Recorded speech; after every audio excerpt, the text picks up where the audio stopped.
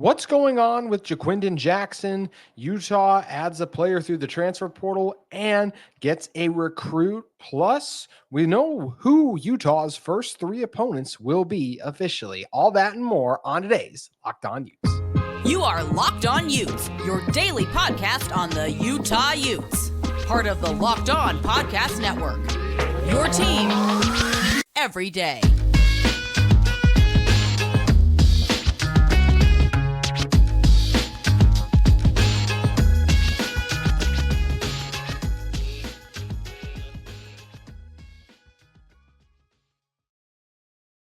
Hello, everyone, and thank you for making Locked On Utes your first listen every single day. We're available on all platforms, including YouTube and wherever you may get your podcast. If this is your first time listening to our show, make sure you like and subscribe. Love interacting with all of you in the YouTube comments as well as on social media X. You can follow our show at Locked On Utes or my personal handle at JT Wistrcill. Today's episode of Locked On Utes is brought to you by PrizePicks. You can go to prizepicks.com/LockedOnCollege and use the code Locked On for a first deposit match up to $100. Daily fantasy sports made easy.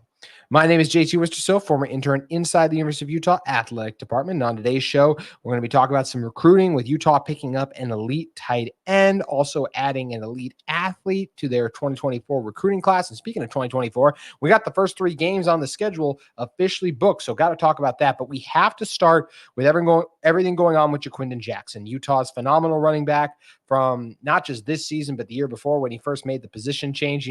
Started out in that quarterback battle with Bryson Barnes back in 2022, loses out on it, says, I'm going to turn into a running back, basically.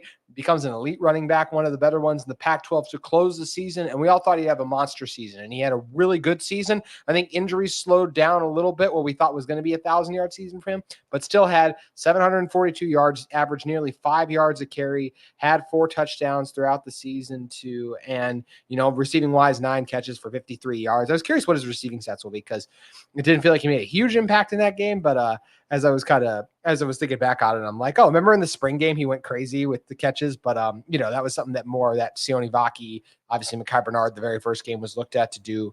But so often too, Utah's backs are asked to stay in and pass protect. But yeah, Jaquindon's been great for Utah, but we land now in the era of NIL. And look, this is all, I always debate if I want to talk about stuff like this because it's just so much noise on X, and I think maybe even Reddit is where this first got started. I'm not even 100% sure, but there's just a lot of noise about it. I think people have questions. So I thought we could talk about the meeting. I do not know what's going to happen. I don't know. By the time this episode comes out tomorrow, for all I know, Jaquindon Jackson could post his message that says, I love Utah. Thanks for everyone giving me the opportunity. With that being said, I've decided to enter my name in the transfer portal, or there could be nothing still, and maybe Jaquindon just ends up staying at Utah. That's where there's just so much up in the air about this. We don't know anything, hence why you haven't seen anyone officially really report on it. Just saying, people who have, they've just kind of said like, hey, I'm just hearing right now that there's things that could potentially happen. So that's where it's just like,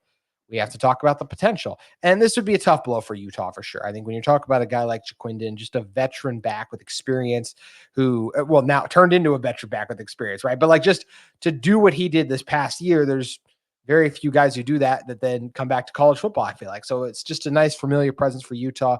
He's just such a beast in between the tackles, a guy who runs so hard, shows off good vision. I always felt like any shortcomings he had in the running game were not due to him, but more so the offensive line. You do see at times, like in some offenses, it is the offensive line, some it's the running backs. I feel like Utah's issues more this year running the ball at times were offensive line failing to execute than like a Jaquindon missing the hole. I felt like he would always break tackles each game because of how strong he is, showed the good vision, as I mentioned, with those quick feet, able to make those cuts. Didn't have the breakaway speed to score like the long touchdowns. He was actually probably a little faster last year, just watching him, I might say, but I think he traded that in for some strength, which suited him well and allowed him to really muscle in some tough carries for Utah throughout the season. So Jaquindon, and battled injuries too. That's the other thing you got to give him a ton of credit for. Just so tough to be able to fight through those constant I think it was an ankle injury that was constantly nagging on him. And yet each week went out, competed for this team, and helped them win games and stay competitive despite all the injuries. So Jaquindon's a phenomenal back. He is more of a runner than a pass catcher. This is more what he's natural at, but he's a very good runner of the football, a guy capable of making plays inside or outside. And we know Utah, just with how zone heavy they are, most of the time that was inside. But Jaquindon is a guy who was a huge part of this offense and figures to be a huge part of this team's offense next year. if he stays. He very well might go. Look, Utah does a good job in NIL, but it's hard to compete with the best programs when it comes to NIL. The whole NIL thing's insane. I mean, Kyle McCord just left Ohio State. I've mentioned it before on my show. I think more than likely he was asked to leave, but the longer this whole saga drags on, we still haven't heard about Cam Ward going to Ohio State. So that was my whole kind of reasoning for that in the first place, right? Now Kyle McCord's at Syracuse. Like, what? That's what's weird. And I got to believe the reason for that more than likely is NIL driven, unless he really believes in the vision the new coach there has. And but the winning tradition and history isn't there compared to the other programs. Like what Syracuse would deem a successful season is probably somehow getting the ACC champion. But even that, like they haven't done that in so long. So like, isn't it just making a bowl game for Syracuse next year, first year with a new head coach and everything? So versus Ohio State's national championships. But that's what I mean. This is what NIL is doing in some ways. So could this be NIL driven? Absolutely. And you know what? Good for Jaquindon in terms of if this is the decision he's made, that he has an opportunity to capitalize financially. There is nothing's guaranteed in the future, right? Like, do I think Jaquindon can go on and have a solid NFL career? I think he could potentially. I thought that, this year might look a little more explosive. So that's why I think that put that in doubt a little bit. I thought that he would, like I said, I think the injuries, all the kind of stuff like that, just dampened his stock a little bit of what I thought it was going to be. Because I think we all thought Jaquindon was just going to take the pack by storm. And that was not really the case. Most of that being the injury and then offensive line play related. But he's a really good player. And I think you can see a lot of these teams must realize that. If Jaquindon enters the portal, I would be shocked to learn it was because of like disagreements with the coaches. I don't know. He seems like a great culture guy, seems to enjoy it at Utah. Just based on everything we've seen, I have to believe this would be NIL related. He's given a lot to Utah over these past few seasons. So I have no issue with a guy who wants to capitalize on a financial opportunity and go to another program. It will suck to see Jaquindon go in terms of how much I've enjoyed watching him play football at Utah. I'm sure a number of you feel the exact same way, but I can't fault him for the opportunities that could be out there if that's the decision he ends up making. Once again, we don't know. Of course, I hope he comes back to Utah, but once again, I will harbor zero ill will towards any of these guys if they do make a decision like that because of, hey, there's a good financial opportunity for me here that is more money than Utah can offer, which I think I just got to believe if Jaquindon leaves, that's what it is. Because once again, I just don't feel like he's unhappy with his role in this offense. And he knows if he comes back, he is going to be the top back. Even with Mekhi Bernard back, I still think Jaquindon would get the majority of the carries. That's how we thought. That's how it was towards the end of last season. That's how it was going to be this season. I felt like too. We saw kind of that mixture of him and Mekhi Bernard in the first game, but I still just feel like this team is going to lean more on Jaquindon. And I am once again very curious to see how this saga will end.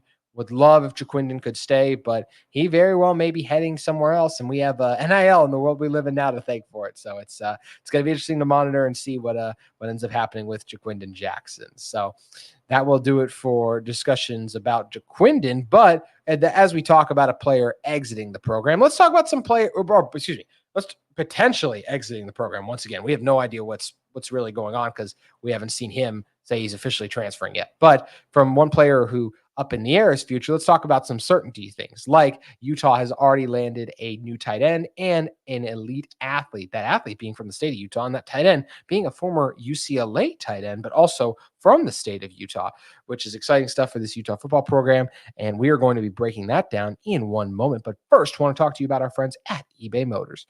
Passion, drive, and patience. What brings home the winning trophy is also what keeps your ride or die alive. eBay Motors has everything you need to maintain your vehicle and level it up to peak performance, from superchargers, roof racks, exhaust kits, LED headlights, and more. Whether you're into speed, power, or style, eBay Motors has got you covered. With over 122 million parts for your number one ride or die, you'll always find exactly what you're looking for. And with eBay Guaranteed Fit, your part is guaranteed to fit your ride every time or your money back. Because with eBay Motors, you're burning rubber, not cash. With all the parts you need at the prices you want, it's easy to turn your car into the MVP and bring home that win. Keep your ride or die alive at ebaymotors.com. Eligible items only. Exclusions apply. eBay Guaranteed Fit. Only available to U.S. customers. Also want to talk to you about something exciting we have going on at the Locked On Network here, because Locked On has launched the first ever national sports 24/7 streaming channel on YouTube.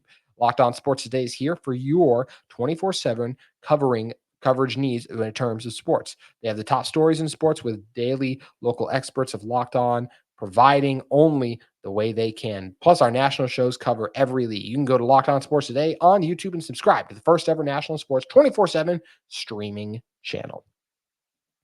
Alrighty, coming back in, let's talk about some Utah recruiting. Utah officially landed Carson Ryan, who, as a transfer, was the 84th overall player in the portal, the 7th best tight end, 6'4", 255. Went to Timpview for a while in high school and then transferred to American Fork for his final year, where he really blew up there. And now going to UCLA this past year, had a solid year with the Bruins, 13 receptions for 205 yards, but showed some talent and potential. That reason he was, coming out at the time when the Bruins landed him. This is a guy who was a 4-star, and you could see what the potential he had to be that elite player. But the tight ends have never been the most productive thing in the UCLA offense as of recently anyways. So not surprising to see him be utilized okay, but definitely could get more opportunities. And that is what Utah is for when it comes to tight ends. So am I surprised that Ryan is at Utah? Yes. And really quick, I'll just say why I think that could be. Originally, the reason I said I didn't see Carson Ryan coming to Utah is because I look at the tight end room and I go, Brant Kuithe and Landon King. If you're Carson Ryan, why would you want to compete with those guys for an opportunity versus you're going to have to compete wherever you go, but you could compete with less established players, especially like at best you're the second guy probably if Brant gets back to healthy, right? But with Carson Ryan committing, I'll do an episode on this at some point in the future, I'm sure.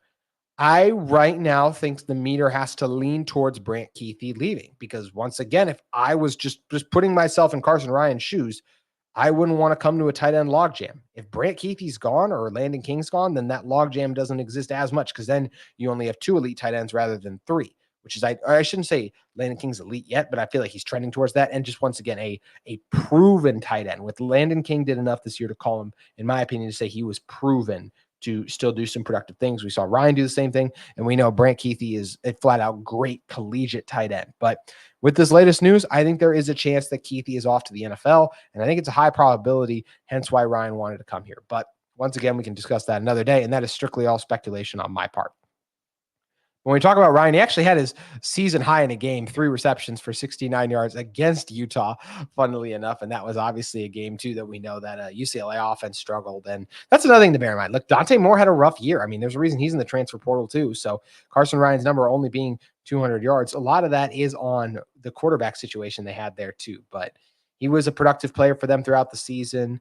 Every game he played in, he caught a pass that was over 10 yards, with the exception of that being the San Diego State game, which they really needed him to step up there, beating San Diego State 35-10. I still remember looking back on that game being like, I don't really know how good UCLA is. They've only beaten Coastal and San Diego State. You get Bruins fans, we're all mad. Like, how dare you insult us? And then sure enough, their offense was abysmal against our elite defense. And because once again, they were unproven at the time. So was Dante Moore. But either way, so talk about Carson Ryan once again. This is an awesome get. Ryan, to me, is a guy who does a good job adjusting to the ball. Yeah, great size, length. The player that was that 4-star is still there, and I think showed flashes of that last season with good hands. I think he's a decent route runner too. So I do think he's a guy. And the size-wise, I feel like Utah will be able to help mold him into a really good blocker. I think this is a good pickup for Utah. I'm excited to see his game kind of continue to grow and develop. And I absolutely think he'll have a chance to, if let's say Brant in my situation does leave, I wouldn't be surprised at all if Carson Ryan is the leading tight end on Utah's roster, maybe even the leading receiver. That would be a lot, but I think there's a world where that's possible. And, Landon King should obviously be up there too for some of the things he's did in this past season. I think he'll have a chance to be in that regard, but I think that either one of those guys could end up being Utah's top tight end. But I love the size that Ryan brings. Once again, I think he does a good job tracking the ball, being his best attribute, and look forward to him making big plays inside Rice-Eccles Stadium, because I definitely think he's going to be doing exactly that sooner rather than later. So he lands in Utah through the transfer portal after a stint in UCLA. But he's not the only player Utah had this week. Utah also got and not by any stretch of means the only player Utah will officially add, since they're also going to get a ton of players on signing day. And speaking of signing day, or just speaking of Utah landing players, they also landed John Henry Daly over from BYU. We'll have to talk about that on tomorrow's show. That was something where I was kind of making the rundown of the game notes that but there's just a lot going on with this Utah team right now. So that's something I promise we'll hit on tomorrow. But have to talk about Utah landing three-star athlete Luke Bryant. This is a guy I got to actually see play in person a couple times over the past few years, got to call his game this year, and he's an incredible athlete. Slots as a safety right now, and if that is where he ends up sticking at, it's a great spot for him to be in. He's a guy who logged one interception on the season, had several games with more than five tackles too. And look, there's a reason I called him an athlete. He is exceptionally athletic. His speed is off the charts. He just is exceptional football player. Takes great angles when closing in, a strong tackler too, and a guy who has the speed to be able to cover each sideline. And I'm very excited to see what a guy like a Morgan Scalley does to mold Brian and bring out the best in him. I think he's definitely a guy who can be making big plays inside Rice-Eccles Stadium in the near future, whether that's on the defensive side, or I wouldn't be mad to see him on the offensive side too, because he was an elite receiver this year. He had 52 receptions for 605 yards, and teams knew how good of a receiver he was. They were always trying to stop or slow him down, but the Olympus offense did a good job getting the ball in various ways, and made an impact as a receiver. Also had 57 rushing yards on the season. I called his game against Provo where they kind of put the ball in his hands as a Wildcat quarterback late, and he was making plays. So once again, this is just a guy, get the ball in his hands. His speed is off the charts. He's got quick footwork as well. So I could go on with Brian. I think he's tremendous. And this is the kind of type of player where, we get all enamored with the top recruits that Utah's getting. And I love that Utah's getting these guys too, but how do they put themselves in position to be able to land better recruits? It was by winning Pac-12 championships. How did they win 12 championships? It's off the bat of